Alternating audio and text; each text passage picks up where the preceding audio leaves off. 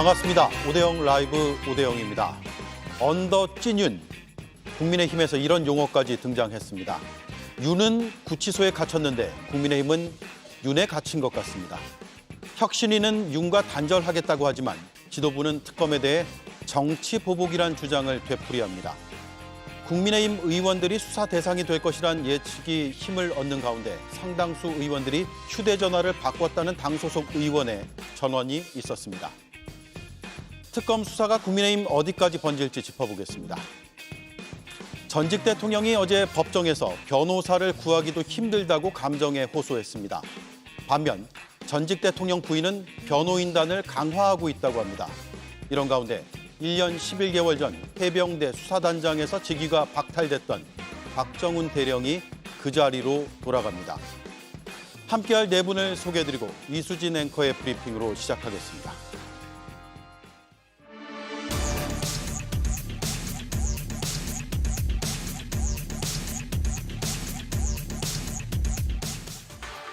윤석열 전 대통령이 구치소에 다시 수감되자 국민의힘에선 모호한 반응이 나왔습니다. 전직 대통령이 또다시 구속 수감되는 불행한 사태에 대해서 국민 여러분께는 굉장히 송구하게 생각합니다. 매우 안타까운 일이 벌어졌습니다. 다만 수사와 재판은 법과 원칙에 따라서 정당하게 또 공정하게 이루어지기를 바랍니다. 국민 여러분께는 에서의 이 는은 보조사인데요. 어떤 뜻을 제한하는 의미가 있습니다. 국민께는 송구하지만 송구하지 않은 별도의 대상이 있을 때 쓰이죠. 자, 그리고 국어 시간에 다만, 하지만 이라는 단어 뒤에 핵심이 온다고 배우죠. 수사가 정당하지 않았다, 공정하지 않았다, 이런 내용을 사과보다 강조한 걸로 보입니다. 사과를 한 것도 아니고 안 한 것도 아닌 상황에서 국민의힘 내부 분위기가 뒤숭숭하다는 얘기가 나왔습니다. 저희 의원들 분위기가 굉장히 뒤숭숭하거든요. 전화기를 바꾸시는 분도 상당히 많다고 다들 아실 테고 실제 예상치 못했던 윤상현 의원에 대한 압수수색이 1번이 될 줄은 아마 다 예상을 못 하셨던 것 같아요. 김건희 특검이 며칠 전 윤상현 의원을 압수수색하면서 수사망이 조여들기 시작해서인데요. 하지만 오늘 때 아닌 하남자 논쟁이 불거졌습니다. 이 하남자, 속이 좁은 남성을 지칭하는 신조어인데요. 권성동 의원이 인적 청산이 필요하다 말했던 안철수 의원을 두고 하남자 리더십이라고 비난을 했고 안 의원은 내가 어떻게 하남자냐며 사진 한 장을 올렸습니다. 이런 가운데 국민의힘의 지지율이 정명을 바꾼 뒤 처음으로 10%대를 기록했습니다. 네, 여러 용어들이 많이 등장합니다. 일단 국민의힘이 전직 대통령 구속에 대해서 아주 구체적인 입장은 언급을 피하고 있는 모습이고요. 앞서 잠깐 나왔던 송원석 비대위원장 겸 원내대표의 그 발언은 질문에서 답변으로 나왔습니다. 특검 수사에 대해서 명백한 정치 보복이라고 주장을 했는데요. 다시 한번 들어보겠습니다. 말로는 정치 보복은 없다고 했던 이재명 대통령이 이제는 진짜 안 하는 줄 알았냐 하면서 특검의 칼날을 휘두르고 있습니다. 명백한 정치 보복이며 노골적인 야당 탄압입니다. 예, 정치 보복이다. 어제 윤석열 전 대통령도 법정에서 정치적 수사다라고 주장했거든요. 뭔가 일맥상통하는 느낌이 있어요. 특검이 출범하고 매우 속도감 있게 진행이 되고 있는데요. 정치 보복이라는 이야기를 꺼내려면 국민의힘이 그동안 탄핵도 찬성하고 또 계엄 내란 사태에 대해서 처절한 반성도 하고 혁신의 길로 가는 모습을 보였어야만 우리가 이렇게까지 노력하고 있는데 라는 얘기를 하면서 정치 보복 얘기를 꺼낼 수 있다고 생각합니다. 적어도. 그런데 이것은 정치 보복도 아닐 뿐더러 그동안 국민의힘은 그 어떤 반성이나 혁신의 모습도 보여주지 않고 계엄 전이나 후나 지금 똑같은 모습이거든요. 그런 점에서 정치 보복이라는 단어를 꺼낼 자격조차 없다라고 생각하고요. 방금 송원석 비대위원장 얘기대로 수사와 재판은 법과 원칙에 따라서 이루어져야 된다라고 그 법과 원칙에 따라 지금 가고 있는 것입니다. 그런 점에서 정치 보복이란 말은 길을 막고 누구에게 물어봐도 이건 어불성설이다라는 답만 들을 것이 자명하다라고 생각합니다. 예, 정치 보복이다 이거 당 지도부에서 하는 주장인데 당 전반적으로도 그렇게 생각을 하고 있습니까? 지금 세 가지 특검이 돌아가고 있는데요. 특히 이제 내란 특검 관련해서 윤상현 의원이라든지 또 김건희 특검 관련해서 윤상현 의원이라든지 또 양평 고속도로 관련해 가지고 김성교 의원 같은 경우 수급 금지를 한다든지 예. 이런 것들에 대해서 좀 과잉 수사의 의미를 저는 정치 보복이라고 좀 애들로 표현한 거라고 저는 이해를 합니다. 그러니까 내란 특검이나 김건희 특검이나 이 최상병 특검 자체가 정치 보복이라고 본질적으로 규정한다기보다는 그 특검의 수사 과정에서 아까도 나왔던 것처럼 지나치게 과도하게 야당 죽이기 또는 야당의 정치인들을 타겟으로 해서 무리한 수사를 하는 것에 대해서는 그 과잉 수사, 과잉 조사의 금지를 좀 해달라는 의미로 저는 받아들이고 싶고요. 예. 다만 어제 윤석열 전 대통령이 다시 재구속된 상황에 대해서는 이건 정치 보복이라고 보기는 어렵죠. 이건 일단 지난해 12월 3일 날 유언 위법한 반민주적인 계엄 사태로 인해서 지금 응당 받아야 될 재판을 받고 있는 것이고 그 과정에서 추가적인 또 혐의가 발견이 되고 수사가 돼서 그 추가 혐의에 대한 추가 기소를 위해서 다시 재구속해서 신병을 확보한 것이기 때문에 그 자체에 대해서 정치 보복이라고 말하는 것은 우리 당에서 할 이야기는 아니라고 생각을 하고요. 예. 아까 말씀드린 것처럼 내란 특검이나 김건희 특검이나 최상병 특검이 국민들의 의혹과 여러 가지 제기된 논란들을 명명백백하게 공명정대하게 진상을 규명하는 그 원칙적 입장을 지키면 되는 것이지 이것이 특정하게 야당 죽이기라든지 또 과도한 의원들에 대해서 선별적으로 과잉 수사하는 것에 대해서는 경계심을 갖자는 의미로 해석을 하고 싶습니다. 예. 국민의힘이 특검 대응 TF도 발족하기로 했습니다. 어제 의원총회에서 만장일치로 발족하기로 결정했다라고 당 지도부가 발표를 했는데요. 실제 의원총회 분위기는 좀 달랐다라는 게 여러 언론 보도를 통해서 알려지고 있습니다. 송원석 원내대표가 특검 대응 TF를 만들자라고 제안을 했고 의원들이 답을 안 했다는 거예요. 그러자 송 원내대표가 대답이 없으면 동의하신 걸로 생각을 하겠다라고 했고 역시 답이 없었다고 합니다. 따라서 만장일치로 통과가 된 건 맞는 것 같은데 특별한 답을 하지 않았다고 하네요. 그리고 오늘 여러 이제 의원들에게 질문이 이어졌고요. 또 인터뷰도 있었습니다. 특검 대응 TF 설치에 대해서 당 지도부가 생각하는 것과 또 다른 의원총회 참석 의원들의 생각은 사뭇 다른 것 같습니다. 들어보겠습니다. 참석하신 의원님들 만장일치로 기구를 설치하는 데 대해서 동의를 하셨습니다. 네, 국민들께서 판단을 하실 거라 보고 있고요. 비상계엄이 바로 그 독재 행위라는 사실을 왜 모르는지 모르겠거든요. 의욕이 좀 없는 상태인 것 같아요. 저희 의원들이 전반적으로 실제 뭐 그것이 좋다거나 아니면은 뭐 하지 말자거나 이 양쪽의 반응이 모두 없었어요. 예, 의욕이 없다. 양쪽 다 반응이 없다. 라는 전언까지 했습니다. 특검 대응 TF가 어떤 일을 하게 되는 겁니까? 조금 전에 그 김근식 위원님께서 말씀하신 것에 제가 일부만 좀 첨언을 하면 윤석열 전 대통령에 대해서 이뤄지는 특검 수사가 정치 보복 성격을 갖고 있다 이렇게 얘기하는 건 아닙니다. 송원석 비대위원장도 그 얘기를 하고 있는 것은 아니고요. 내란 특검이 이 공무집행방해로 당시에 사저에서 이제 윤석열 대통령에 대한 체포영장 집행을 막기 위해서 참석했었던 그분들에 대해서까지 무리하게 수사를 확대하는 것, 또 명태균 게이트와 관련해서 지금 윤상현 의원에 대한 압수수색이 이루어졌잖아요. 윤상현 의원 같은 경우엔 지금 충분히 청원지검에서도 조사가 이루어졌고 수사 절차를 다 응했음에도 불구하고 이렇게 압수수색이 진행된 것에 대해서 너무 거칠게 진행된다. 그러니까 특검이라는 것이 사실 굉장히 정치하고 정교하게 이루어지는 수술칼 같은 게 돼야 되는데 망나니 칼춤 치듯 하면 안 된다는 의미에서 말씀드린 거고요. 우리 당이 최근 분위기가 안 좋은 건 사실이죠. 3특검이 실제 가동되기 시작하면서 말씀드린 것처럼 우리 당 소속 의원 전반에 대해서 수사선상에 올려놓는 것에 대한 반응이 차가울 수밖에 없는 거죠. 저희는 그것이 정치적으로 이렇게 수사 확대를 하고 모르겠습니다. 사안에 따라서는 해당 의원에 대해서 기소가 이루어질지 모르겠습니다만 그것이 사법적 판단의 대상, 그러니까 법원에서도 유죄가 될 만한 사안이라고 보고 있지는 않습니다. 예.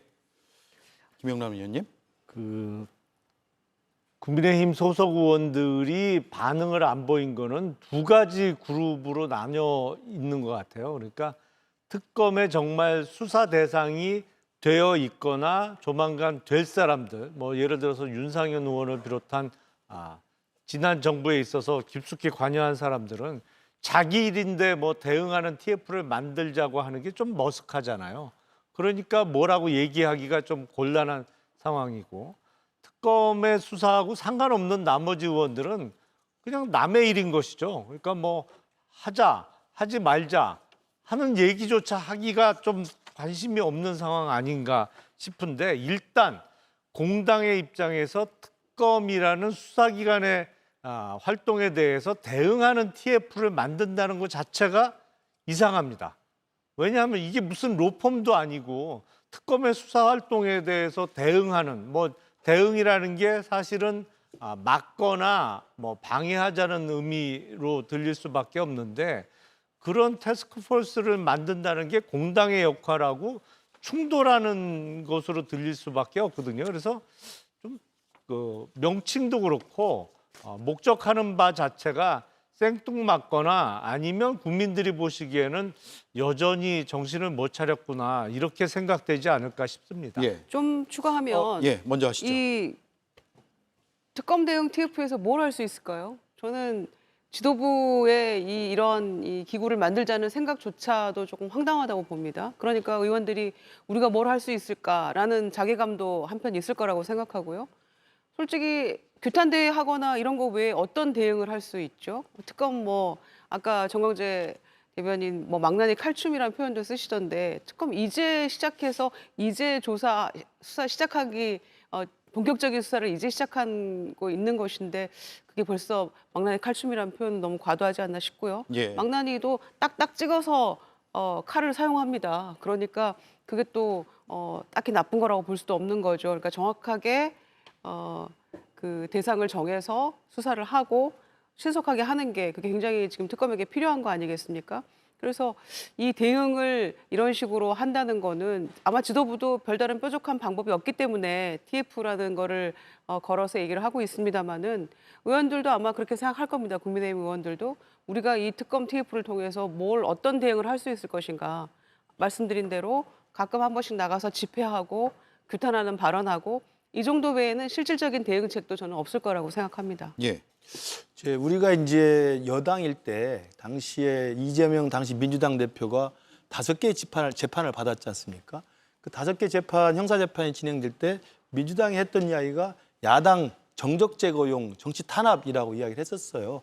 그 맥락에서 야당들은 그 당시에 이재명 대표의 5개 형사 재판을 다 피해 왔던 거거든요. 근데 그런 맥락을 좀 생각해 보면, 지금 특검 TF를 만들겠다는 이야기는 일반론적으로 이야기하면 3개의 특검이 돌아가는데, 이 3개의 특검이 아까 제가 말씀드린 것처럼 국민적인 의혹과 제기된 문제들, 논란거리에 대해서 공명정대하게 명명백백하게 국민들에게 진상을 밝히고 책임질 사람을 책임지게 하는 그런 정도를 걷는 거라면 뭐 거기에 반대할 이유가 뭐가 있습니까? 그러나 이것이 자칫 과도하게 또 이 집권 여당의 과도한 힘자랑으로 돼서 야당 주기기나 야당의 의원들이나 야당의 정치인에 대해서 표적 수사 비슷하게 가는 것에 대해서는 일정 정도 선을 그어줘야 된다는 말씀이고요. 그런 맥락에서 아마 이제 특검 대응 TF를 만들자고 한 건데, 제가 본 데 묵묵부답했던 이유는 아까 배현진 의원 이야기한 것처럼 의혹이 없다는 분위기를 반증하는 것인데요. 예. 첫 번째는 메신저의 힘이 별로 실릴 수가 없어요.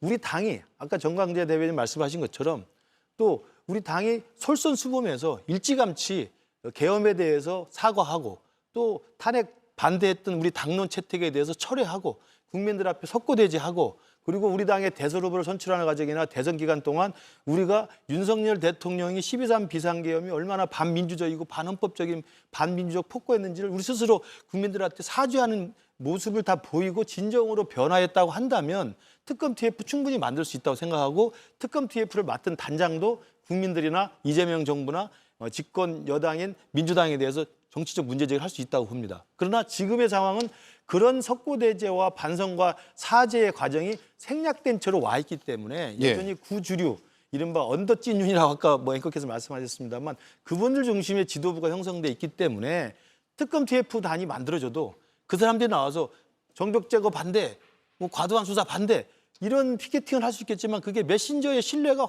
형편없이 하락돼 있거든요. 이제 그런 맥락에서 보면 우리 당의 현역 의원들께서도 의원총회에서 아마 그런 국민적인 싸늘한 분위기를 알기 때문에 묵묵부답 이거 안 할 수도 없고 할 수도 없는 저는 진퇴양난의 딜레마를 보여주는 상황이라고 생각합니다. 저도 한마디만 말씀을 붙이자면 지금 뭐 망나니 칼춤처럼 진행되고 있다는 뜻은 아니었습니다. 그러나 이렇게 과도하게 수사 범위가 확대될수록 그렇게 비춰질 가능성이 있기 때문에 우리가 이 특검 대응 TF를 만드는 이유도 그렇게 가지는 않도록 해야겠다라는 절박함이 있는 거죠. 사실 뭐 원내 소수 야당으로서 지금 특검이 진행하는 수사에 대해서 막을 수 있는 물리적인 방법이 있는 것은 아닙니다. 그러나 이 수사가 지나치게 과도하게 야당 죽이기용으로 가고 있다라는 여론을 충분히 환기시킬 수 있는 노력은 우리 나름대로 해야겠죠. 그러니까 그런 위기감을 반영한 말씀이라는 얘기입니다. 아니, 그러니까 그거는 실제로 특검이 좀 수사가 진행이 되고 나서 이거는 생각보다 너무 과도하게 가는데라는 어느 그 지점이 만약에 실제로 도래한다면 그때 가서 저는 얘기해도 늦지 않다고 생각해요. 근데 이제 보십시오. 윤상현 의원에 대한 압수수색이 저는 솔직히 창원지검에서 진작에 이루어졌어야 될 일이라고 생각해요. 벌써 이게 언제적 일입니까? 그런데 본인 한 번 나가서 조사한 거 외에는 한 번인지 두 번인지 그거 외에는 아무것도 없었잖아요. 그러니까 이게 이렇게 오래된 일인데 누적되어 가고 있는데 김건희 특검 되기 전에 검찰에서 좀 제대로 해달라고 얼마나 야당에서도 당시 야당인 민주당에서 얘기를 했습니까? 그게 전혀 안 되고 있었던 거잖아요. 그런데 그걸 이제 첫 삽을 뜬 것인데 그걸 가지고 벌써 그렇게 미리 땡겨서 얘기를 과도하게 마치 지금 하고 있는 양 얘기를 하시면 그건 좀 너무 오바다라는 말씀 드리는 거예요. 지금 두 가지인 것 같아요. 일단 국민의힘의 다수의 의원들을 뭐 수사할지는 모르겠으나 언급이 되고 있는 것은 한남동 관저에서 이렇게 스크럼을 짜서 체포를 저지하겠다라고 했던 그 행위 하나. 그리고 계엄 해제 당일날 본회의에 참여하지 않도록 한 거 아니냐. 소속 의원들이라는 의혹 하나, 이 두 덩어리인 것 같아요. 일단 조경태 의원은 한남동 관저앞 집회에 참여했던 45명의 의원들에 대해서 인적 청산을 지금 주장을 하고 있고요. 물론 수사를 해야 된다 뭐 이런 식의 표현까지 등장하지 않았습니다만 이를 근거로 해서 당시의 일들이 뭔가 법적인 문제로 이어지지 않을 것인가라는 의구심을 가질 수밖에 없는 것 같아요. 따라서 1월 6일과 1월 15일 40여 명과 30여 명이 집결했던 한남동 관저의 모습을 다시 봐야 될 것 같습니다. 당시 모습입니다. 영장을 다시 시간만 연장해서 집행하겠다는 것은 불법적인 것으로서 결단코 막아내어야 한다고 생각합니다. 우리 국민의힘 의원들은 절대로 불법적인 영장 집행이 일어나지 않도록 끝까지 함께 힘을 보태어 나겠다는 말씀을. 이번에 발부된 영장은 불법적인 영장입니다. 저희는 단호히 이러한 부분에 대해서 문제점을 지적하고 법을 지켜야 됩니다. 1월 15일 저 어두웠던 저 상황은 정말 당시에 체포가 된 그날이고요. 그날 이제 체포 영장 집행 직전에 국민의힘 의원 다수 30여 명 정도로 추산이 되는데 의원들이 직접 나가서 1월 15일에 관저 앞을 이렇게 뭐랄까요? 앞서 제가 표현드린 그 스크럼을 짠다 그래야 될까요? 여섯 개 줄에 걸쳐서 이렇게 서 있었던 그런 모습입니다. 그리고 공교롭게 송원석 원내대표도 두 번째 줄에 있는 게 화면에 잡혔습니다. 어떻습니까? 법률가로 볼 때 체포영장 집행 방해 행위로 볼 수 있나요? 일단 그 법률적으로는 공무집행 방해 여럿이 합동해서 했으면 이제 특수공무집행 방해죄가 되는데 공무집행 방해죄는 직무를 집행하는 공무원에 대해서 폭행 또는 협박을 했을 때 성립하거든요. 그러니까 폭행 또는 협박이 있어야 됩니다. 그러니까 저 발언 내용 자체가 폭행 또는 협박이라고 보기는 조금 어려워 보입니다만 예를 들어서 영장 집행을 하러 들어가려고 하는 공무원, 뭐 경찰관 아니면 공수처의 수사관과 검사들을 막기 위해서 이른바 진입로에 스크럼을 짜고 막아섰다. 이러면 물리적으로 폭행을 행사했다고 볼 수 있죠. 예. 그러니까 진입하려고 하는 사람을 이렇게 물리력을 사용해서 막은 거기 때문에 그래서 사실관계를 그러니까 진입도로에 옆에 서서 저런 주장을 했다고 하면 공무집행 방해죄가 성립된다고 보기 조금 어렵겠습니다만 진입로를 막는 형태로 서 있었다. 여럿이 힘을 합쳐서 그러면 공무집행 방해죄 성립이 뭐 충분히 검토될 수 있다고 보입니다. 예. 장시간 대치하지 않았고 뭐 잠시라도 저렇게 진입이 방해됐다고 하더라도 성립이 되나요? 그 막는 순간에 물리력의 행사가 있었던 거죠. 예. 막는 그러면 순간에. 막으려는 의도와 실제로 물리력 행사가 있었는지 아니면 정치적 구호를 외치기 위해서 갔다가 철수한 것인지 이게 쟁점이 될 것 같네요. 근데 그날 상황을 봤지만 그 의원들이 갔다고는 하지만 어떠한 물리력을 행사한 것은 목격되지 않았거든요. 그래서 지금 특검에서 소환 조사를 해서 공무집행방해죄와 관련해서 기소를 하겠다라고 한다면 저는 과거 이재명 대통령이 당대표 시절에 기소할 만한 내용도 아닌데 정치적으로 무리하게 기소해서 자신이 예. 재판받고 있다 이렇게 얘기하지 않았습니까? 지금 특검이 처음 발족할 때부터 우리 당이 걱정했었던 것이 그런 거잖아요. 어떠한 정치적 목적에 의해서 기소 대상을 굉장히 확대하고 무리하게 법 적용을 하려고 하면 그게 정치보복 성격으로 당연히 인식될 수 있다고 생각하고요. 네. 그럼 결국에는 법원의 판단이 나오기까지 법원 판단 나올 거 아닙니까? 그 사이 동안 뭐 기소가 이루어진다고 해서 그것에 대한 정치적 책임을 자꾸만 물으려고 하는 것 그게 저는 다른 의도가 숨어 있는 것 아닌가라고 의심해 볼 만한 대목이 있다고 생각합니다. 아니 근데 전체 화면을 봐야 알겠습니다만 사실은 진입도로 옆에 서서 뭐 구호를 외치거나 언론을 상대로 인터뷰를 한 거가 아니고 진입도로를 전체적으로 다 막고 있는 상황이라면 그렇게 보이는 측면이 있습니다만 그렇다면 막아서서 저 당시에 그 체포영장을 집행하려고 하는 공무원들이 진입을 시도하는 순간에 막았다면 그게 이제 물리력의 행사가 되는 것이거든요. 예. 저때 이제 양쪽에 경찰 버스가 배치가 돼 있었고 진입로가 그렇게 넓진 않아요. 예. 넓진 않아서 한 40명 정도 충분히 막을 수 있는 장면이긴 한데 전체 화면을 잘 봐야 될 것 같고 전날 그리고 6일이 있었고요. 15일이 있었는데 6일은 체포영장 집행이 되지 않았죠. 15일에 결국 집행이 됐는데 저 당시에 어떤 일이 새벽부터 있었는지 그걸 봐야 될 것 같습니다. 예. 당시에 굉장히 많은 집회 참가자들이 저 앞에 있었거든요. 탄핵 찬성, 또 체포 찬성, 반대 양쪽으로 갈리면서 여러 휴대전화나 아니면 카메라에도 담겨 있을 것 같습니다. 그런 체증들이 좀 필요할 것 같아요. 저는 그 대통령 관저 앞에 모여서 대통령의 체포영장 집행을 막아서고 정치적으로 그걸 반대하는 주장을 했던 우리 당의 국회의원들을 아까 말씀하신 내란 특검에서 이게 특수공무집행 방해까지 확대해서 수사하거나 소환하거나 기소한다는 건 이건 말도 안 되는 어불성설이라고 생각합니다.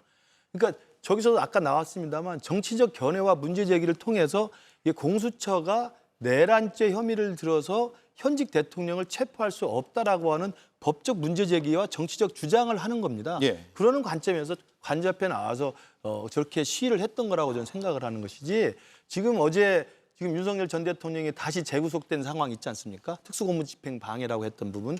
그건 대통령이 현직에 있으면서 현직의 권한을 사용해서 경호처 직원들에게 뭐 총을 보이라든지 막으라든지 이런 식의 이야기를 했고 실제로 경호처는 그 공수처에서 체포영장을 집행하러 들어간 수사관들을 막아섰던 일이 있었던 거예요. 그러니까 그건 특수공무집행 방해와 연관된 광범위한 수사 대상이 되는 거죠. 그러나 저게 나온 건 제가 볼 때 그 어떤 경우도 지금 아까 말씀하신 1월 며칠이든 1월 15일이든 공수처의 수사관들이 체포영장을 들고 집행하러 간 사람들을 상대로 막은 게 아닙니다. 저게 나와 있는 경찰들은 질서 유지를 위해 있는 일반 의경들이에요. 예. 그 앞에서 시위를 한 겁니다. 저걸 두고 45명을 수사 소환한다는 것은 정말 그건 내란 특검 자체가 정치적인 확대 해석을 통해 가지고 정쟁의 불씨를 저는 남는 거라고 생각하고요. 예. 그럼에도 불구하고 어찌됐든 간에 지금 제가 아까 말씀드린 게 바로 저렇게 우리 당의 현역 의원들, 특히 대부분의 중진 의원들이 참여한 분들이 저렇게 대통령을 보호한다는 명목하에 체포영장 집행을 반대했고 또 탄핵을 반대했고 했기 때문에 지금까지도 우리 당은, 국민의힘은 대통령이 탈당했음에도 불구하고 윤석열 전 대통령과 분리가 되지 않는, 석연치 않게 지금 연관돼 있는 그 굴레에 지금 빠져 있는 거예요. 그러다 보니까 당 지도부가 누가 되든 누가 나와서 이재명 대통령을 욕하고 민주당을 비판하든 그 신뢰할 수 있는 메신저의 효력이 상실돼 버린 겁니다. 전화 정광재 정도 하면 이야기가 먹혀요. 그러나 다른 분들이 거기에 나왔던 45분들이 나와서 아무리 이재명 대통령 비판해 보십시오. CR이 안 먹히는 겁니다. 예. 지금 우리 당의 결정적인 정치적 한계는 바로 그 메신저의 신뢰의 추락에 있는 거고, 메신저의 신뢰의 추락의 근저에는 뭐가 있냐면 대통령을 감싸고 돌았다는 겁니다. 지금 대통령을 끊어냈어야 될 상황이 지금 6개월이나 지났음에도 불구하고 그걸 못했기 때문에 우리 당에 이런 딜레마에 빠져 있다고 봅니다. 예. 당시 저 화면에 맨 앞줄에 있는 어느 의원은 대통령을 지키려는 게 아니고 헌법을 수호하려는 거다라는 궤변까지 늘어났었던 기억이 나는데요. 뭐 법적인 판단은 특검에서 알아서 잘 하시겠죠. 그러나 당 내부의 당대표 후보로 나선 육선의 조경태 의원은 일단 이 45명의 의원들도 뭔가 좀 청산이 되어야 된다고까지 당 내에서 얘기가 나오고 있으니까 분명히 뭔가 문제는 있어 보입니다. 그런데 어찌됐건 저 많던 의원들은 다 어디 가고 구속영장 실질심사하는데 단 한 명의 의원도 안 보이는지 서로 다 본인 자신들을 좀 돌아봤으면 좋겠고요. 그래서 저는 윤상현 의원도 그렇고 다들 이제 체포동의안 관련해서 얘기들이 많이 있잖아요. 그런데 본인들이 지난번 총선 공천 신청했을 때였던가요? 다 그 불체포 특권 다 포기한다 각서 쓰고 공천 받은 거잖아요. 예. 그러니까 본인들의 공약을 지키는 차원에서라도 민주당은 얼마든지 동의해드릴 그런 준비가 되어 있다는 말씀도 아울러 드리겠습니다. 예. 배현진 의원이 전화기를 바꾸는 분들이 많다. 상당히 많다. 라고 오늘 아침 라디오 인터뷰에서 밝혔어요. 요즘 전화기 다른 일 때문에 해킹 사태도 있고요. 그래서 바꾸는 분들도 있겠지만 배현진 의원의 발언의 취지를 읽어보면 뭔가에 대비하기 위한 것이 아닌가라고 읽히는 부분도 있어요. 실제로 바꾸는 분들이 많나요? 정광재 의원님? 글쎄 의원 개인 한 분 한 분이 전화기를 바꿨는지는 모르겠습니다만 제가 사용하는 텔레그램에 일부 의원분들이 재가입했다. 이 정도는 확인했습니다. 제가 그분들이 전화기를 일일이 바꿨는지는 다 일일이 말씀드리기는 어려울 것 같고요. 예. 저는 그 법적인 추궁은 특검이 이렇게 기소를 하든 수사를 할 수는 있겠지만 결국 최종 책임은 법원에서 내는 거잖아요. 거듭 말씀드리지만 이재명 대통령도 기소됐지만 여러 가지 재판에서 무죄를 받은 부분도 있고 유죄 취지의 파기환송이 된 것도 있습니다. 그런데 그 과정에서 결국 특검이나 민주당이 노리는 바가 무엇이냐. 과거에 민주당이 우리 당이나 윤석열 정권을 상대로 해서 분명히 그렇게 얘기했었던 것 아닙니까? 정치적 기소다. 무리하게 수사 범위를 확대한 행위다. 이렇게 얘기한 것처럼 특검의 수사가 그렇게 진행되면 안 된다는 거죠. 아까도 거듭 말씀드렸지만. 네. 예. 자, 수사와 관련해서는 김용남 의원 말씀 마지막으로 듣고 지지율 얘기를 잠깐 하겠습니다. 일단 지금 관저 앞에 나갔던 약 45명의 현역 의원들에 대해서 수사는 특검에서 법률적으로 판단을 하겠죠. 이제 체증된 화면이나 사진 등을 놓고 이걸 공무집행방해의 구성 요건에 해당된다고 볼 수 있느냐를 놓고 알아서 판단해서 수사 진행 여부를 결정할 거고요. 다만 정치적으로는 도대체 지금 와서 입장을 좀 묻고 싶어요. 그러니까 1월 달에는 이런저런 이유, 공수처의 수사가 불법이다, 체포영장 자체가 불법이다, 이런저런 궤변들을 많이 주장을 했는데 지금도 그 입장에 변함이 없는지 그때 발언했던 의원들 내지는 한남동 관저에 윤석열 수호를 외치면서 나갔던 의원들의 입장 변화 여부를 좀 본인들이 밝혀야 되는 거 아닌가. 저는 진짜 궁금해요. 지금도 그렇게 생각할까? 예. 그러면 지금 오늘 새벽에 발부된 구속영장에 대해서는 어떻게 생각하냐? 이것도 불법적으로 이루어진 영장이냐 아니면 이 구속이 잘못됐다라고 법률적으로는 말이 안 된다라고 지금도 생각하느냐 그 입장들을 좀 명백히 밝혀줬으면 좋겠습니다. 예. 자, 국민의힘의 지지율이 20%가 무너진 것으로 NBS 전국 지표조사에서 나타났습니다. 민주당 45%고요. 국민의힘이 19라는 숫자가 나왔습니다. 국민의힘이라는 당명을 쓰면서부터 이루어진 여론조사 중에 처음이라는 분석도 제가 봤는데 뭐 그 이유는 굳이 분석하지는 않겠습니다. 오늘 국민의힘 혁신위에서는 윤석열 전 대통령 부부 전횡에 대해서 반성하고 사죄한다. 윤과의 단절을 당원 당규에 넣겠다라고 고개를 숙였는데 윤희숙 혁신위원장이 물론 당연히 혁신위원장으로 할 수 있는 이야기지만 대리 사과 아닌가 싶은 생각도 들고요. 대리인이 사과하는 것.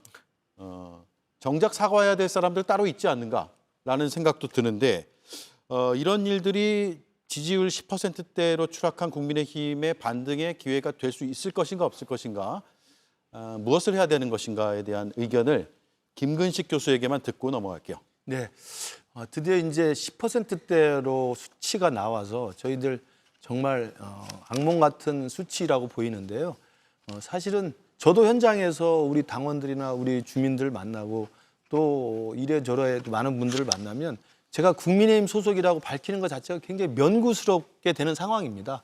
그리고 국민의힘 소속 당협위원장으로서 어떤 이야기를 한다는 것이 CR이 안 먹히는 걸 많이 느껴요. 이것이 저는 제가 볼 때 이번에 MBS 조사 결과에서 19%라는 사상 최저의 기록이 나온 저는 전반적인 민심이라고 생각을 합니다. 그렇기 때문에 저는 오히려 이것을 자극적인 기회로 삼아서 우리 당이 혁신하고 쇄신하는 게 중요하다고 보고요. 그 과정에서 지금 윤희숙 혁신위원장이 오늘도 혁신위 첫 회의를 통해서 사과의 문을 좀 올렸습니다. 그 사과의 내용은 나름대로 지난 윤석열 정부 하에서의 잘못했던 내용들을 조목조목 짚고 있긴 한데 아까 말씀하신 것처럼 당 지도부는 그때 윤석열 정부 때 했던 그 대부분의 혜택과 특혜를 입었던 분들이 다 포진한 당 지도부로 국민들이 인식하고 있고 저는 그런 상황에서 당 지도부나 또 현역 중진들 의원들 중에서 진심으로 국민들에게 탄핵 반대에 대해서 사과를 한 적이 저는 기억나지 않고 예. 또 그 탄핵 반대 당론을 탄핵 반대 당론을 철회하자는 김용태 당시 혁신위원장의 제안에 대해서 의총에서는 결국 의총을 열지도 않으면서 결론을 내주지 않았고 이런 것들이 계속 국민들 뇌리에 박혀 있기 때문에 과연 국민의힘은 말뿐인 사과고 지나가면서 하는 사과이지 진심으로 국민의힘 스스로가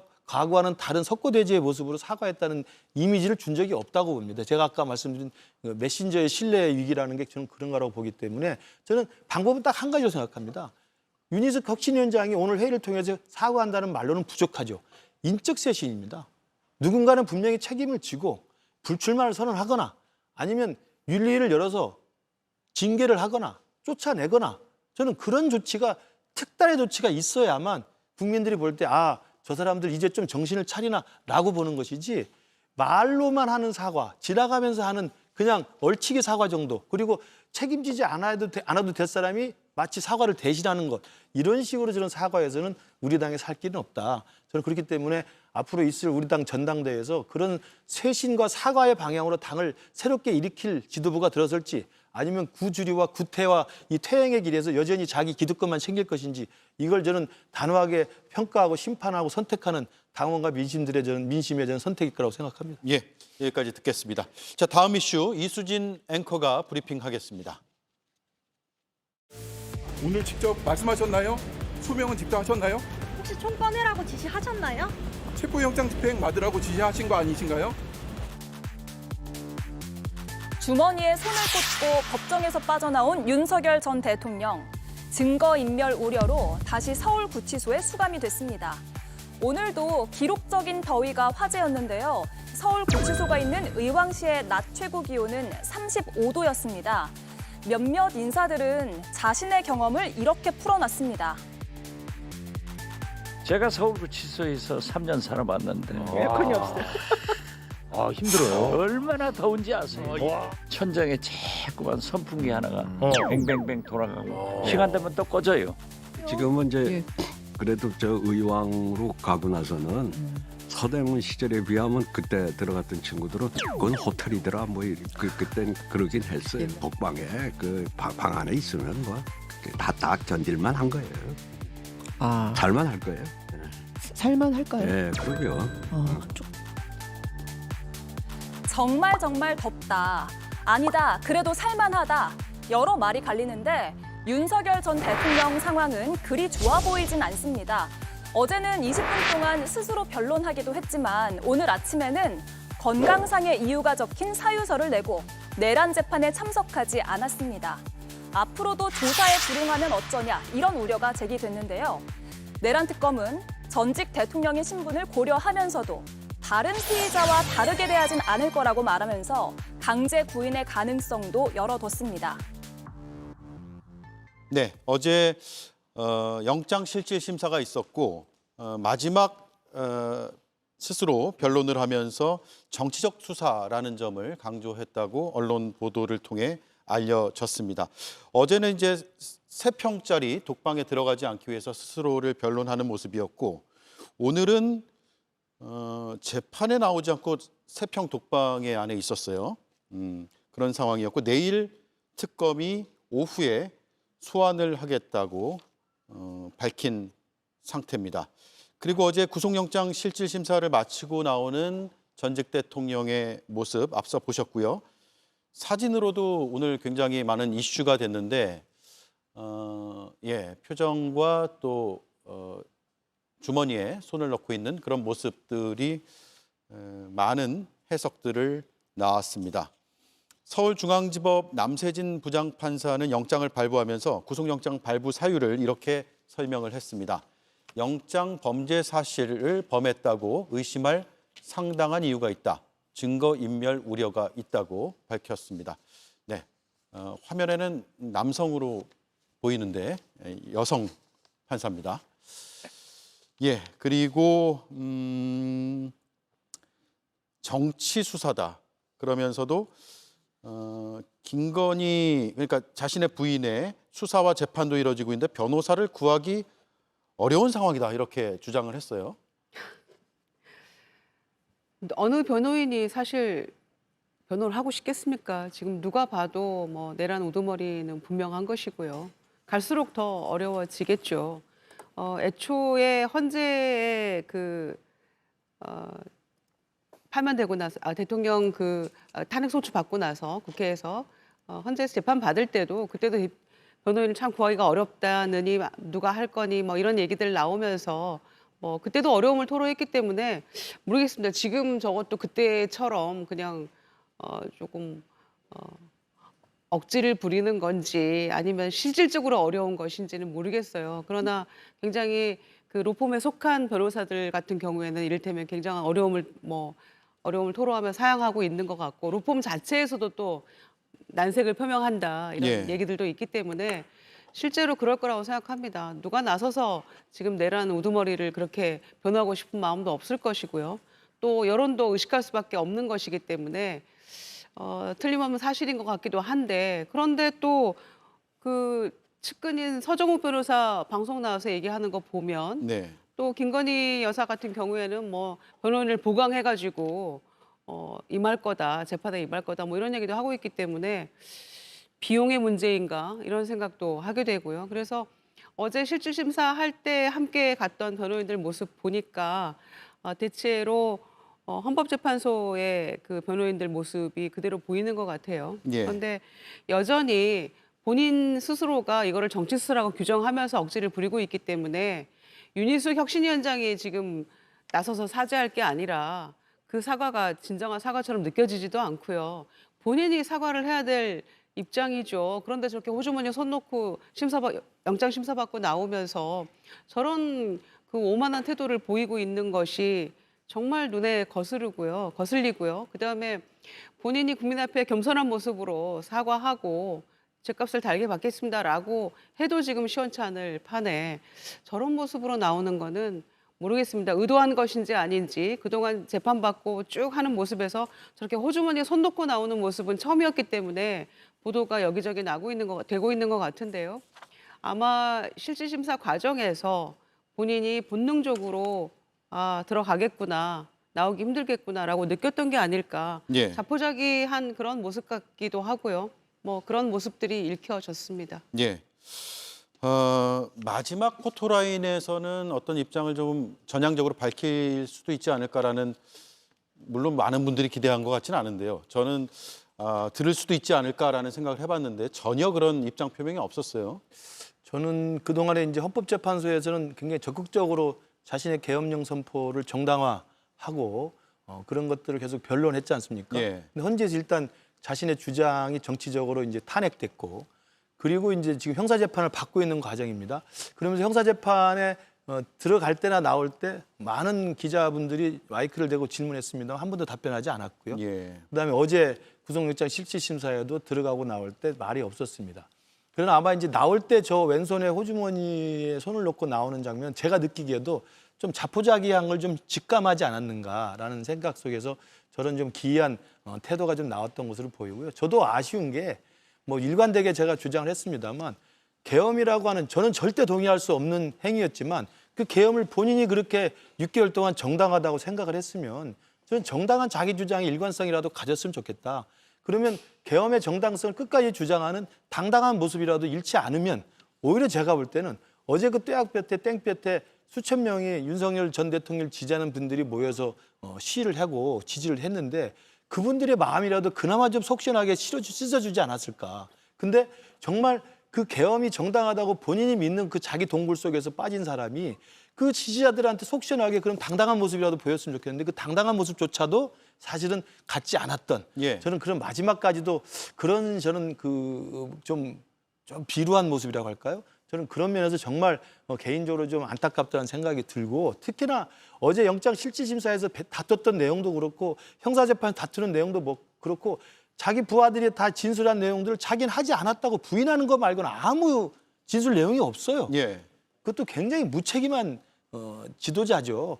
본인이 대통령 할 때 그 대통령실 그 집무실 앞에 있었던 이 패가 있지 않습니까? 더 복스터 히어라는 게 그거 아니겠습니까? 모든 책임은 나에게 있다라고 스스로 말했던 대통령이 자기 지시 없으면 움직일 리가 없는 그 군인들, 수많은 장성들이 감옥에 있는데 자기가 지시하지 않았다고 하면 그 사람들 무슨 유령 말을 듣고 그 국회까지 갔겠습니까? 저는 그런 당당하지 못한 비루한 모습이 우리 당에까지 영향을 미쳐서 우리 국민의힘 소속으로 정말 열심히 하고 있는 정광재 대변인이나 저 같은 사람은 힘을 빼게 하는 거라고 생각합니다. 예.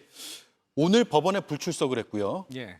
내일 오후에 특검에서 다시 이제 소환을 하기로 했는데 오늘 안 나왔고 내일도 안 나오면 어떻게 되는 거예요?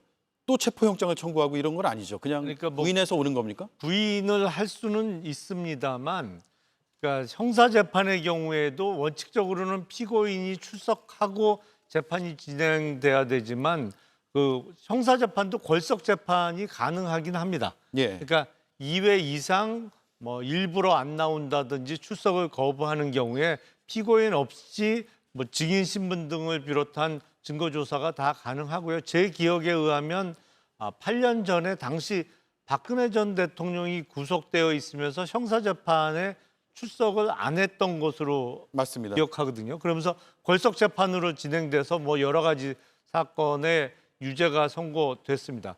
그 윤석열 전 대통령은 사실은 1월 중순에 체포가 되고 구속이 돼서 3월 초순까지 구속 상태였습니다만 그 사이에 법정이나 헌법재판소에 출석할 때 여느 수감자하고는 달랐어요. 그러니까 헤어 디자이너의 도움도 받았고 메이크업, 뭐 복장 이런 걸 다 구속되기 전 상태와 비슷하게 하고 법정에 출석을 했거든요. 근데 그때는 이유가 아직 현직 대통령 신분이다. 예. 탄핵 선고가 되지 않았기 때문에 그러면서 뭐랄까요? 현직 대통령 비슷하게 다 외모도 가꾸고 이렇게 법정에 출석할 수 있었습니다만 지금은 상황이 완전히 바뀌었거든요. 그러니까 본인도 그 상황에 아직 적응을 못하는 것 같아요. 아마 내일 특검의 소환 조사 요구에도 출정 불응, 그러니까 서울구치소 밖으로 안 나가겠다고 할 가능성이 높아 보이는데 이제 차차 이제 앞으로 장기화될 수감 생활에 좀 적응해 나가야 되지 않을까라는 생각이 듭니다. 예.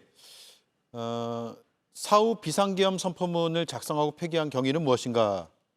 라는 질문에 전직 대통령은 강희구 전 실장이 권한 없는 짓을 한 것이다.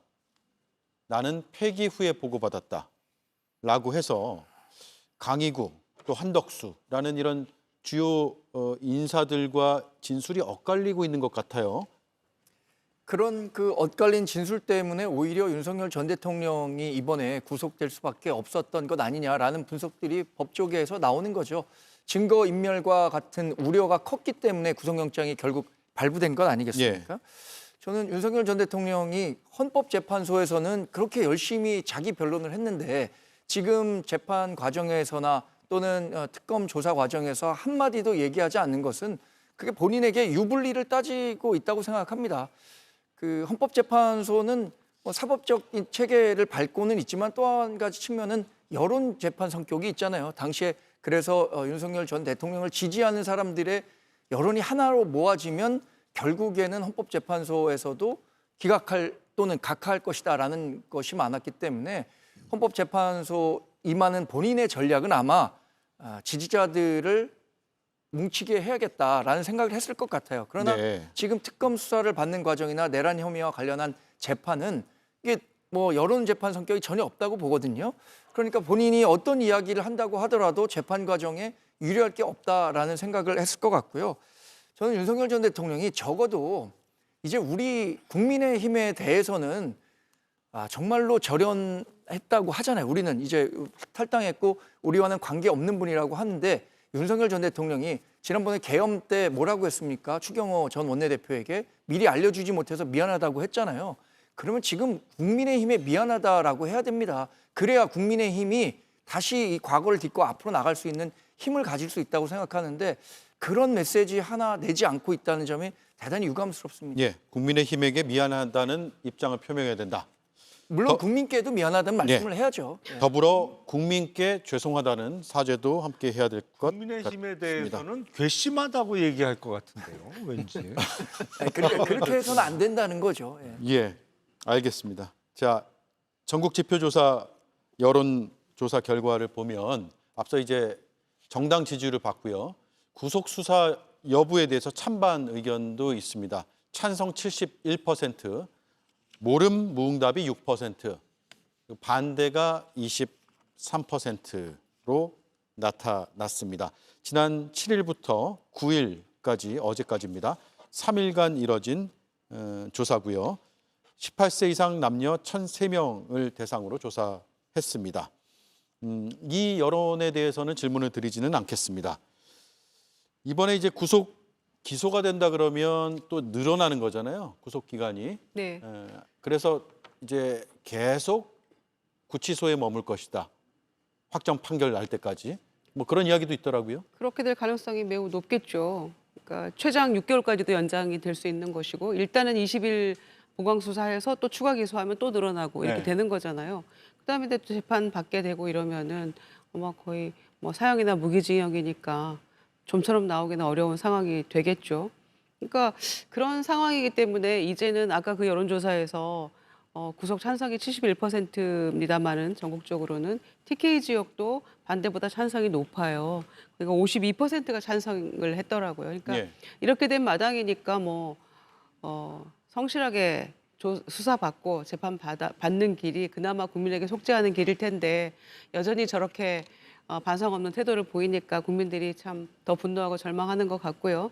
여전히 국민의힘은 저런 그 전 대통령에 대해서 탄핵 그 찬성, 탄핵 반대 그 당론을 무효화하는 것조차도 못하면서 혁신위원장이 나가서 사과를 하면 그게 진정성 있게 느껴지냔 말입니다. 그래서 구속의 그 필요성에 대해서 증거인멸이라고 했는데 저희가 뭐 계속 얘기했습니다마는 그 피의자들이 진술을 계속 그 변호인이 있고 없고에 따라서 진술을 번복하고 달라졌잖아요. 아마 그게 가장 크게 작동한 것 같은데 이제는 조금 더 홀가분하게 아마 그 피의자들이 그 진술을 할 수 있을 것 같고요. 그러니까 사실 수사 방해나 재판 방해 이런 혐의가 포함이 된 거 아니겠습니까? 그러니까 이어지는 진술들도 조금 더 진실에 다가서는데 시간을 좀 속도를 낼 수 있겠다 이런 생각이고 외환죄나 뭐 이런 추가적인 그 두세 가지가 또 있잖아요.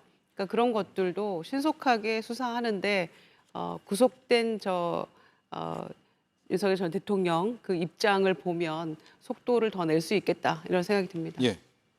이제 앞으로 계속 추가 기소가 연달아 발생할 가능성이 높죠. 그러니까 내란 특검 외에도 김건희 특검이라든지 최상병 특검에서 혐의 입증이 되면 또 기소하고 그거로 6개월 단위로 구속을 연장해 갈 가능성이 매우 높아 보이는데 예. 다만 지금까지와 같이 그 재판 진행을 하면 정말 언제 끝날지 알 수가 없습니다. 재판을 너무 진행 속도도 느리고 사실은 재판을 개최하는 빈도도 너무 뜨문뜨문하고 있어요. 그래서 지금 내란 사건과 관련해서는 지기현 재판부에서 다 담당을 하고 있습니다만 지금까지 같은 재판 진행이 앞으로도 계속된다고 하면 좀 곤란하지 않겠나. 예. 이게 언제 1심 선고가 날지 기약하기가 어려운 상황 아닌가 싶습니다. 예.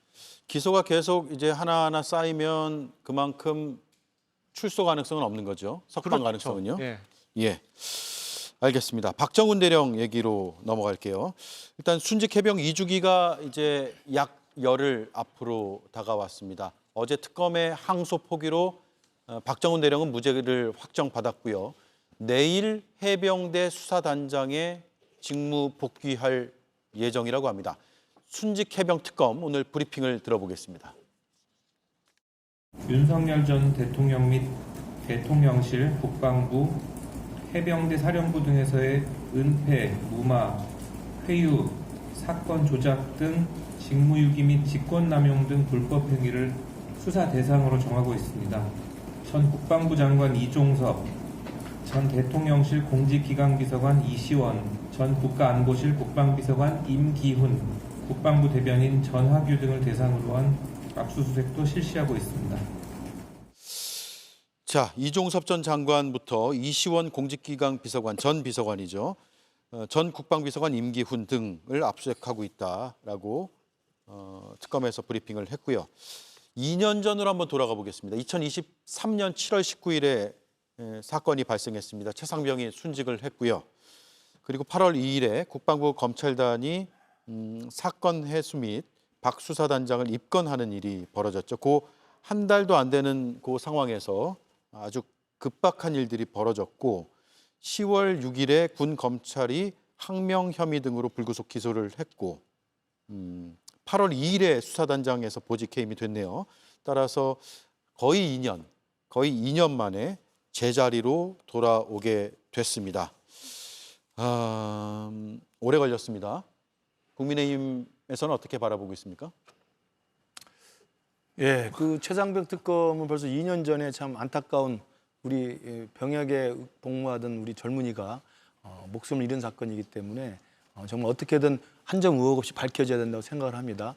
다만 저 사건은 김건희 특검이나 내란 특검처럼 범죄 혐의가 그렇게 상대적으로 중요한 건 잘 아니고 당시 있었던 이른바 윤석열 당시 대통령의 경로, 그 경로의 이유와 경로의 이후에 일어났던 여러 가지 절차를 통해서 해병대 사령관이 결재를 했던 내용임에도 불구하고 그것을 갑자기 뒤집어서 박정훈 대령을 오히려 보직 해임하고 항명죄로 기소했던 그 과정이 직권남용이 있었는지에 대한 게 저는 수사의 본질이라고 생각합니다. 예. 그래서 아마 아까 나왔던 특검부의 설명도 거기에 집중적인 지금 포커스를 맞추고 있다고 생각이 들고요. 저는 그래서 지금 나왔던 국방부 장관, 국방부 대변인, 국방비서관, 공직기강 비서관이 다 대통령의 그런 경로의 지시를 전달할 수밖에 없는 위치에 있는 사람들이에요. 예. 그분들은 어떻게 보면 대통령이 지시하니까 따를 수밖에 없는 전달자일 수도 있었던 것이죠. 그래서 그 부분을 정확히 해명하는 게 필요한데 가장 핵심은 대통령의 경로죠. 왜 경로했을까? 군 통수권자가 억울한 죽음을 당한 젊은이의 죽음에 대해서 야, 그거 한 명 죽었는데 사령관을 기소하면 어떻게 되냐라고 경로했다는 게 사실이라면 저는 굉장히 이건 분노할 사안이라고 생각을 합니다. 저는 그렇기 때문에 이 VIP 경로설에 대한 진상을 정확히 밝히고 그 과정에서 직권남용이나 권리행사 방해가 있었는지 저는 그 부분이 이 사건의 핵심이라고 생각을 하고 저 개인적으로나 우리 당 입장에서도 명명백백하게 밝혀지기를 기대합니다. 예, 거의 2년 만에 제자리로 돌아온 박정훈 대령이고요. 반면에 VIP 경로설의 그 VIP는 지금 수감된 상태로 구치소에 있습니다. 그리고 당시 국방부 장관은 핵심 피의자이고 압수수색을 오늘 받았습니다. 언제쯤 수사가 마무리 잘 될 수 있을까요, 김영남 의원님? 일단 최상병 특검은 최장 수사 기간이 120일이니까요. 예. 이달 초부터 본격적인 수사가 시작됐으니까 넉 달 안에는 무조건 끝나는 사건이죠. 근데 거의 이제 조만간 최고 핵심 피의자까지 조사가 올라가지 않을까 싶어요. 조만간이요? 예, 조만간 올라가지 않을까 싶습니다. 근데 박정훈 대령이 사실은 우리 지금 법상 군에서 일어난 사망 사건에 대해서는 군 수사기관에서 수사를 하지 않고 경찰에서 하도록 되어 있습니다. 그 법률대로 사건 기록을 경북경찰청으로 이첩하려고 한 거예요. 사실 그 전에 지휘관들의 결재까지 다 받았습니다. 그러니까 이거를 이첩하지 못하게 막은 게 법률상 법률에 위배되는 조치였거든요. 근데 다만 대통령이 화를 냈다는 이유만으로 그 법률상 해서는 안 될 일들이 벌어졌던 것이죠. 그래서 근 2년 만에 박정훈 대령은 본인이 원래 있던 해병대 수사단장 자리로 복귀를 하고 그때 화를 내거나 그 대통령의 지시를 이행했던 사람들은 본격적으로 수사 대상이 되는 그야말로 처지가 180도 서로 바뀌게 됐습니다만 2년이 걸린 게 좀 아쉽기는 합니다만 결국에는 정의가 승리한다 내지는 법대로 하는 사람이 결국에는 인정을 받는다는 교훈을 또 하나 얻었고 박정훈 대령이 우리에게 끼친 영향은 사실은 생각보다 크다고 생각합니다. 왜냐하면 작년 12월 3일 날 비상계엄이 선포됐는데 그때 군인들도 똑같은 갈등을 할 수밖에 없는 상황이었거든요. 그러니까 누가 봐도 위법하고 부당한 지시였는데 이 대통령의 불법한 지시를 따라야 되느냐를 놓고 고민할 때 많은 군인들이 특히 영관급 지휘관들이 박정훈 대령을 떠올렸을 거라고 생각을 합니다. 예.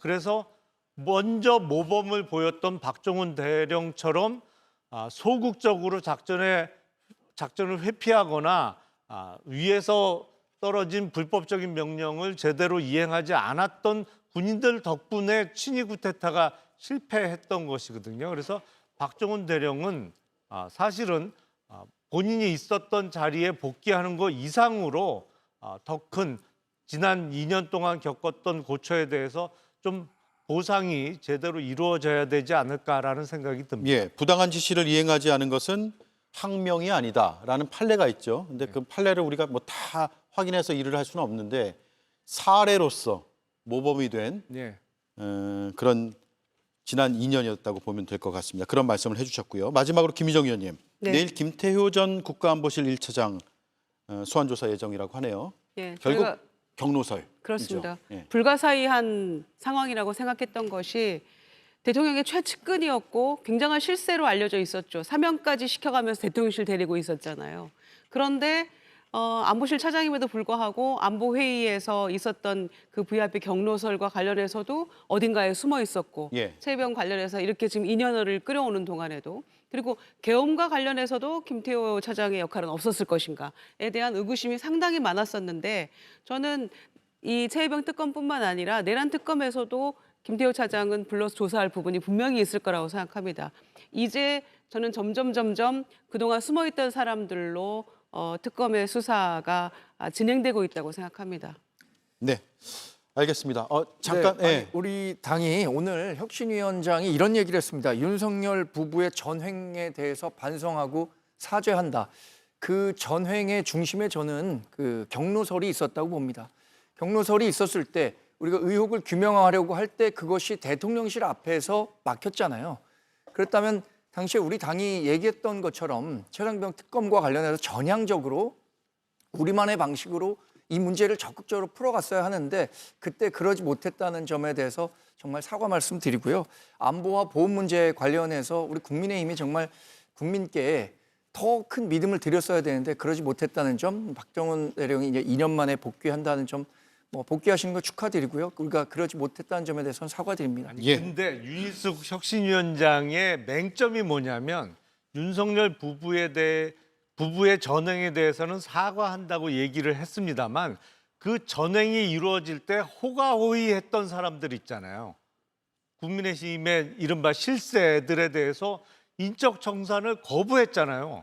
아니 윤석열, 김건희 부부에 대해서만 사죄를 하고 그 사람들 옆에서 호가호위하면서 각종 나쁜 일에 적극적으로 앞장섰던 사람들에 대한 인적 청산을 거부하는 게 자체 모순 아니에요? 그러니까 지금 윤희숙 혁신위원장이 문제가 많은 거예요. 네, 여기까지 할게요. 반론은 다음 시간에 듣겠습니다.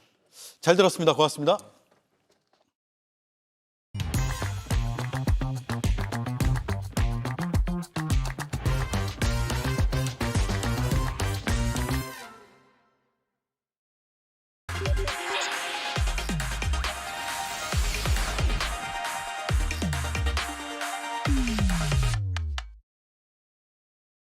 더불어민주당은 지난 4월 30일 이진숙 방송통신위원장에 대해 국가공무원법과 공직선거법 위반 혐의로 영등포 경찰서에 고발했다.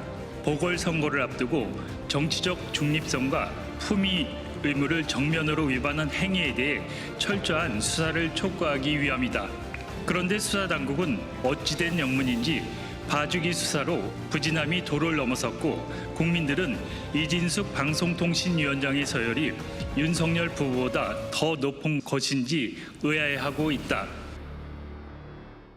네, 오대영 라이브의 간판 코너 단도직입을 시작하겠습니다. 이진숙 방송통신위원장의 논란 계속되고 있습니다.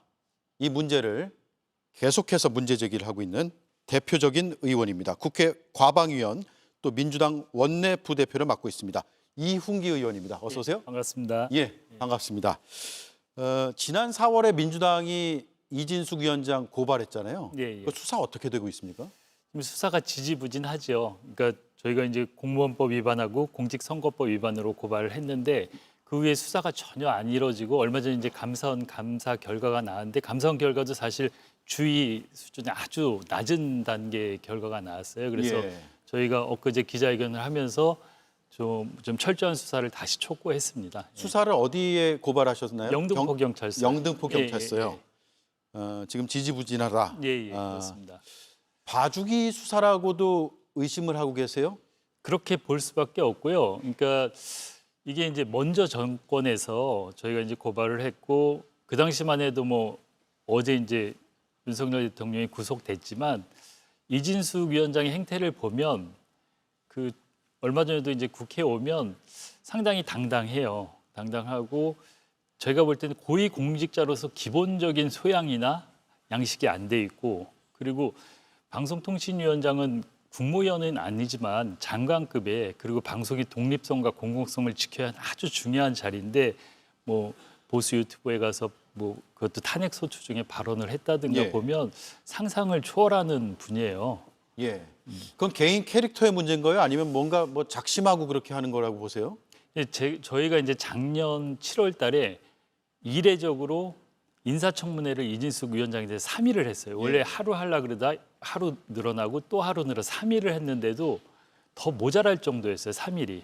그러면서 제가 느낀 게 뭐냐면 이분은 공직 생활을 하면 절대 안 되겠다. 그래갖고 제가 그때 그 7가지 그러니까 부적격 사유 7가지를 제가 그때 이제 마지막 날 세 번째 날 7가지 사유를 제가 이진숙 위원장한테 들면서 그 공직자를 하면 안 되겠다 스스로 이 시점에서 사퇴를 해라. 제가 그렇게 얘기를 했어요. 근데 지금 이렇게 준비를 하셨네요. 1년이 지났지 않습니까? 근데 그때 사퇴를 했어야지 방송통신위원회도 완전히 방송통신위원회가 망가졌거든요. 1년 동안. 그런 불행한 일이 생겼고 본인도 그때 사퇴를 했으면 좋지 않았을까 뭐 그런 생각이 들어요. 이거 다 인사청문회에서 당시에 문제 제기됐던 공식적으로 내용이죠? 마지막 날 제가 3일 청문회를 해보니까 이런 7가지 사유로 당신은 부적격 자다. 그냥 사퇴하는 게 어떻겠냐 이제 제가 이제 말씀을 드렸는데 뭐 사퇴를 안 했죠. 그리고 여기까지 온 거죠. 예.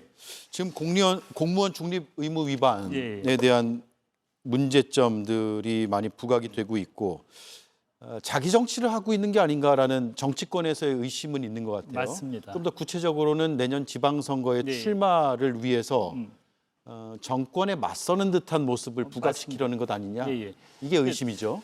탄핵 소추 중에 보수 유튜브에 이제 출연을 해갖고 내가 보수의 여전사다 주변 이제 패널들이 그러니까 같이 뭐 건배를 하고 고맙습니다 이런 얘기를 하고 그리고 민주당에 대해서도 대놓고 문제가 있다고 발언을 하고 그걸 보면서 저는 아 이분은 다음에 정치하려고 작정을 하고 대놓고 하는구나. 그게 예. 그러고 탄핵 소추 중이잖아요. 정말 반성을 하고 왜 탄핵 당했는지에 대해서 고민도 하고 탄핵을 준비해야 될 시기인데 그런 유튜브에 나가서 버젓이 그것도 아까 말씀드렸지만 방송의 독립성과 공정성을 지켜야 할 방송통신위원장이 그런 얘기를 한다는 것 그런 방송통신위원장이 어떻게 방송의 공공성과 독립성을 지킬 수 있겠습니까? 편향된 시각을 갖고 있는데. 예. 다음 주부터는 이제 국무회의에서는 배제되는 것으로 어제 대통령실에서 발표를 맞습니다. 했고요. 국무위원은 아니니까 당연히 뭐 배제하면은 못 그렇죠. 들어오는 거죠. 내년 8월까지 임기다라고 본인이 어제도 밝혔어요. 즉 법률상으로만 보면 임기 2년은 다 채우는 것이 맞는 것이고 어떻게 되는 겁니까 그러면 앞으로?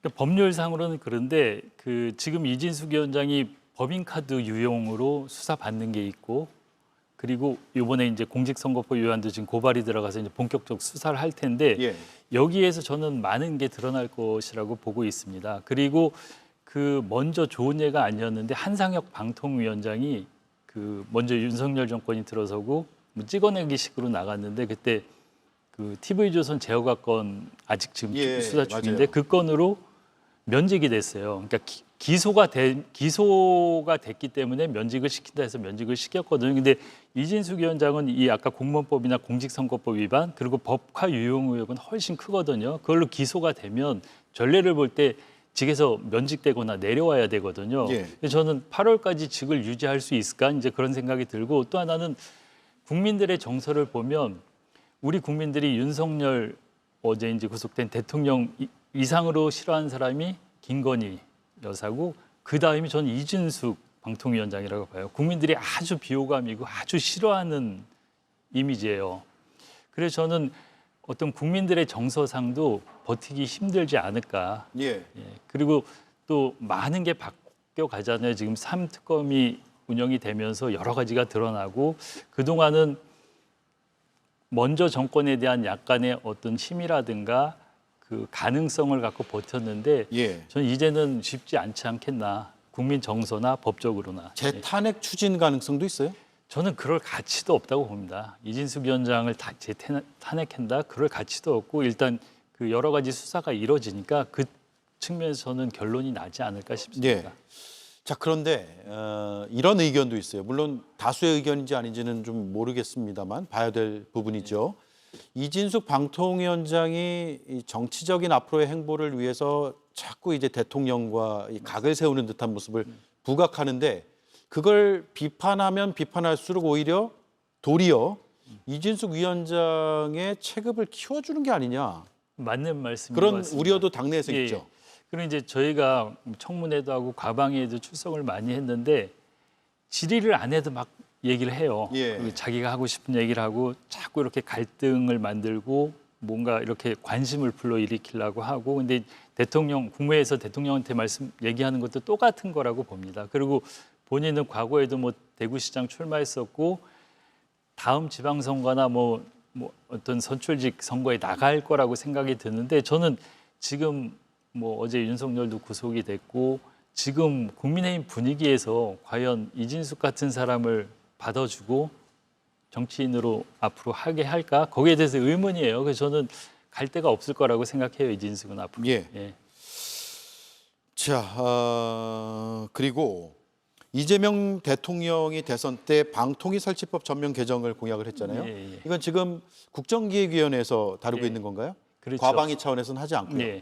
그러니까 제가 민주당이 이제 그 당대표 특위가 있어요. 예. 방송 콘텐츠 특위위원장인데 거기서도 이제 그런 국정과제를 몇 개월간 정리해서 국정기획위원회에 보냈어요. 얼마 전에. 이제 거기에도 그런 과제가 있는데 뭐냐면 지금 이제 방송통신위원회가 그 최근 이진숙 위원장 때도 그렇고 윤석열 정권에서 완전히 망가졌거든요. 그래서 방송통신위원회를 그대로 둘 건지 위상을 더 강화할 건지 약화할 건지 이런 문제가 하나 있고 그리고 지금 방송 콘텐츠화 규제가 방송통신위원회, 과기정통부, 문화체육부로 삼원화돼 있어요. 그래서 되게 비효율적으로 운영이 되고 있거든요. 그리고 지금 대통령이 K 콘텐츠가 핵심이고 K 콘텐츠의 중심은 원래 방송 영상 콘텐츠라고 생각을 하시는데 이게 잘 진행이 안 되고 있어요. 그래서 이런 큰 틀에서 지금 정부 조직 개편이 국정기획위원회에서도 논의되고 있고 심도 있게 검토가 되고 있는데 그 틀에서 방통위가 어떻게 될지도 결정이 될 것 같습니다. 예. 방통이라는 이름을 안 쓸 가능성도 있네요. 그럴 수도 있죠. 그러니까 저희 이제 특위에서도 3개안을 냈어요. 그 아까 얘기한 그 콘텐츠 기능을 3개 부서에 흩어진 걸 하나로 묶어서 독임제 기구를 만들고 독립적인 방송통신위원회 같은 기구를 하나 만드는 거 그리고 또 하나는 그 3개를 묶어서 독임제 기구를 만들고 독임제 기구 안에 작은 위원회를 하나 만드는 것 그리고 기존의 방송통신위원회를 강화하는 그렇게 3가지 안을 냈거든요. 근데 그거는 국정기획위원회에서 더 검토를 하고 또 최고 정책 의사결정권자가 결정할 문제라고 생각을 합니다. 예. 또 하나는 언론 예. 개혁이라는 표어를 많은 대중들이 요구하고 있고 예. 바라는 분도 있습니다. 이 언론 개혁을 어떻게 할 것이냐, 이게 핵심이 뭐냐에 대해서는 또 딱 손에 잡히지 않는 경우도 있어요. 어떻게 그림을 생각하고 계세요? 물론 그대로 된다는 보장은 없겠지만. 그동안 이제 뭐 우리 사회 큰 개혁이 뭐 검찰 개혁, 언론 개혁 이렇게 몇 개가 있잖아요. 근데 언론 개혁은 일단 언론 개혁이 이런 말이 꽤 오랫동안 지속되면서 거기에 핵심은 공영방송 개혁이었어요. 물론 여러 가지 방송이 있지만 일단 가장 중요하고 기본적인 공영방송을 개혁하고 그 힘으로 모든 개혁을 이뤄내겠다 이런 측면이고 그래서 이제 얼마 전에 저희 과방위 상임위에서 방송 3법을 통과시켰습니다. 근데 그 방송 3법이 왜 중요하냐면 기존의 정권의 도구로 사용했던 공영방송을 국민들에게 돌려드린다는 거거든요. 그러니까 정권이 공영방송을 이용하지 않고 국민들에 의해서 공영방송이 운영되고 국민들이 뽑은 사장이 독립적으로 공영방송을 운영하게 하자는 게 그 방송 3법의 목적이고 그래서 이제 첫째로 방송의 정치적 독립성. 그동안은 이제 방송통신위원회에서 그 방송사 공영방송의 이사를 뽑고 그 이사가 그냥 법에도 없지만 여야가 대충 이렇게 구도를 나눠갖고 임명하고 그리고 정권을 잡은 쪽에서 가장 유리하게 이용할 수가 있었거든요. 근데 이번에는 그 정치권에서는 한 3분의 1, 한 40% 정도 추천을 하고 나머지 이제 뭐 학계라든가 그 방송 종사자, 시민사회, 그리고 시청자, 시민사회 이런 데서 이사를 추천하게 돼 있고 그래서 정치적 후견주의, 정치적 영향력을 좀 많이 배제한 게 이번 방송법의 특징이고요. 그리고 또 하나는 국민 100명이 국민 사장 추천단에 이제 그러니까 여론조사 기관에서 국민들 100명을 무작위로 이제 이렇게 뽑아갖고 그분들이 사장을 선임합니다. 그래서 사장을 2배수, 3배수로 그분들이 만들면 그 2배수, 3배수를 이사분들이 5분의 3의 특별 다수제를 활용해서 또 한 번 거르고 그리고 특별 다수제가 안 되면 결선 투표를 하고 그래서 2중, 3중에 투명하고 공정한 장치를 통해서 공영방송의 사장을 뽑고 그러면 이런 사장은 정치권에 휘둘리지가 않겠죠. 그런 사장이 정말 국민들을 대신해서 독립적으로 공영방송을 운영하고 공영방송이 이렇게 자리를 잡으면 다른 방송들도 좀 같이 좀 공정해지고 더 국민들 편에 서지 않을까 이게 핵심입니다. 공영방송을 운영하는 뭐랄까요 리더들을 여러 단계를 거쳐서 다양한 주체들이 걸러내서 고를 수 있게 하겠다. 이게 맞습니다. 취지네요. 자, 그리고 한 1분 30초 남았네요.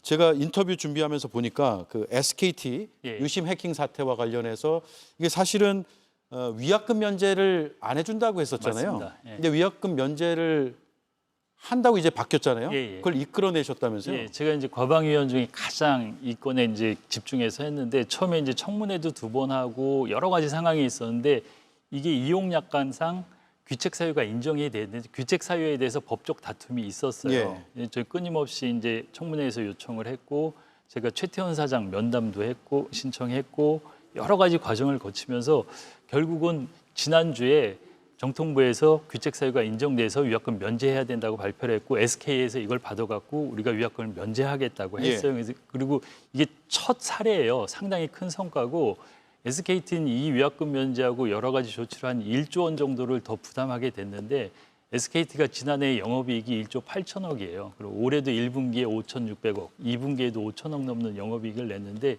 1위 통신사로서 모든 국민이 불안해하는 이런 통신사고를 냈으면 당연히 사회적으로 그런 대가를 치르고 다시 신뢰를 회복해야 된다고 생각을 합니다. 예.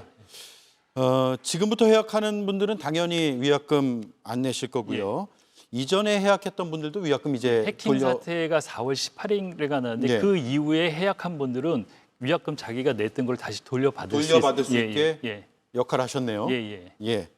알겠습니다. 그리고 또 SKT가 이제 이런 다른 분들한테도 해서 뭐 통신 요금도 할인해주고 여러 가지 이제 신뢰 회복의 조치를 취하고 있더라고요. 네, 과방위가 지금 우리가 방통위가 워낙에 큰 이슈여서 그런데 통신 부분도 맞습니다. 다뤄야 되는 아주 중요한 분야입니다. 잘 들었습니다. 고맙습니다. 감사합니다. 네, 지금까지 과방위원이고 원내 부대표인 이웅기 더불어민주당 의원이었습니다. KGM 하이브리드. 고요하지만 다이나믹한 퍼포먼스. 충전 없는 전기차처럼. 액티언 하이브리드 출시. 방콕이 내게 남긴 것. 고소 마셨어. 고수 더 주세요. 트립닷컴이 내게 남긴 것. 호텔 최저가 보장에 라운지 이용권까지. 남는 여행 트립닷컴. 커피는 향부터 천천히. 보통은 그렇게 못하죠. 온종일 치열하게 사는 게 보통이니까. 보통의 하루에 메모드급 에너지 가득. 우리의 보통 날을 채우는 커피. 메모드 커피.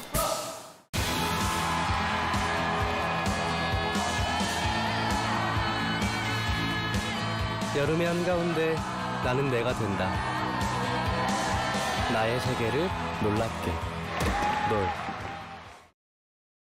인적 청산 대상이 45명 플러스 알파다. 국민의힘 당권주자인 조경태 의원이 던진 한마디입니다. 특검 수사에 연관된 사람들은 스스로 당을 나가달라고 했습니다. 그러자 권영세 의원이 반박했습니다. 우리 모두 더 단단하게 단합해야 할 때다.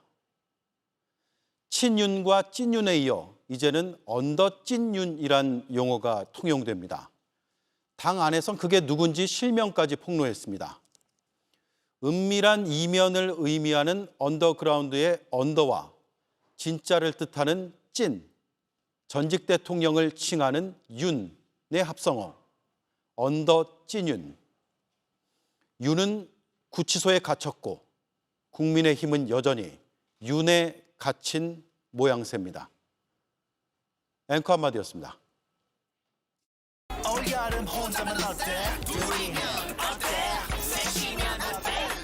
저 여럿이 가면 안 돼?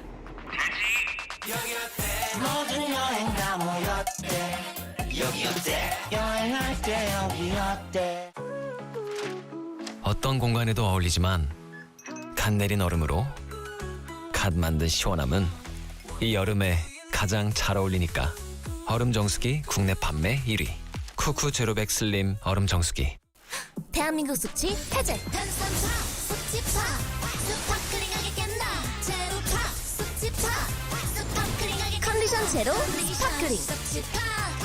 잘 깨는 것도 기술이야. 컨디션. 전 출장을 많이 다녔죠. 꿀팁 2가지를 알려드릴까요? 직장 상사와 절대 같은 층에 묵지 마세요. 출장은 꼭 호텔스닷컴에서 예약하세요. 10박을 할 때마다 리워드 1박을 받을 수 있거든요. 수십만 개 호텔에서 즐겨보세요. 오늘 자정 시사토론 논쟁이 방송됩니다. 특검 수사가 정치보복이다. 과연 그런가? 를 주제로 국민의힘으로 번지는 수사 상황을 놓고 토론합니다. 더불어민주당 전용기 의원, 박용진 전 의원, 국민의힘 김성태 전 의원, 이재영 전 의원이 토론자로 나옵니다. 저는 밤 12시 조금 넘어서 돌아오겠습니다. 오대영 라이브는 마치겠습니다. 고맙습니다.